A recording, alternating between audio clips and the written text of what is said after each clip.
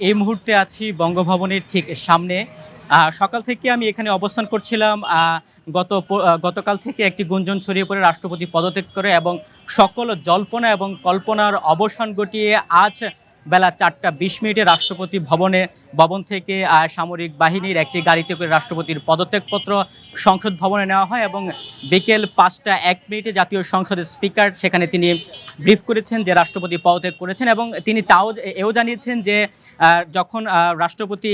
Speaker হিসেবে তিনি শপথ গ্রহণ করেন তখন একই সাথে ভারপ্রাপ্ত রাষ্ট্রপতি হিসেবেও শপথ গ্রহণ করে থাকেন।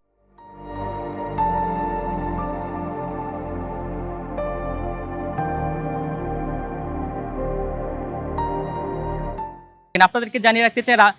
জাতীয় সংসদের স্পিকার গত ১৯ জুলাই তিনি শারীরিক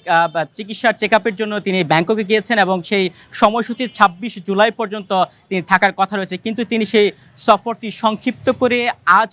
দুপুর ১২:৩০টার দিকে তিনি ঢাকার হযরত শাহজালাল আন্তর্জাতিক বিমানবন্দরে এসে নামেন এবং নামার পর তিনি সাংবাদিকদের সাথে কথা বলেন। যখন সাংবাদিকরা ওনার কাছে জানতে চান যে আসলে রাষ্ট্রপতি কি আসলে পদত্যাগ করছেন কিনা, তখন তিনি যে বলেছিলেন যে আপনারা যতটুকু শুনেছেন আমরা তাই শুনেছি।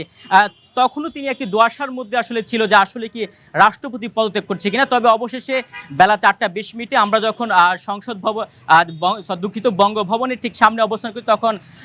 সেনাবাহিনীর গাড়িতে করে রাষ্ট্রপতির পদত্যাগপত্র নিয়ে যাওয়ার একটি দৃশ্য দেখতে পাই। এর ঠিক পরেই জাতীয় সংসদ ভবনের যারা জনসংযোগ বিভাগ থেকে জানানো হয় যে বিকেল ৫টা বাজে একটি প্রেস ব্রিফিং করা হবে এবং সেখানে জাতীয় সংসদের স্পিকার সেই প্রেস ব্রিফিংয়ে কথা বলে এবং সেখানে তিনি রাষ্ট্রপতির পদত্যাগপত্র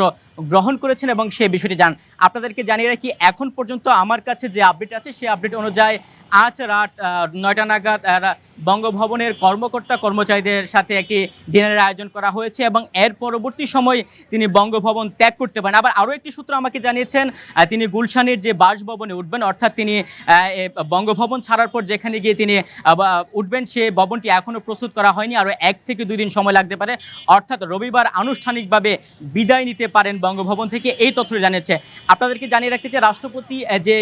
পদত্যাগপত্র জমা দিয়েছেন সেই পদত্যাগপত্রে তিনি উল্লেখ করেছেন তিনি শারীরিকভাবে নানা জটিলতায় ভুগছেন এবং তিনি মাঝে মাঝে অচেতন হয়ে যান, যার কারণে রাষ্ট্রের সাংবিধানিক এত গুরুত্বপূর্ণ পদে তিনি থাকাটা আসলে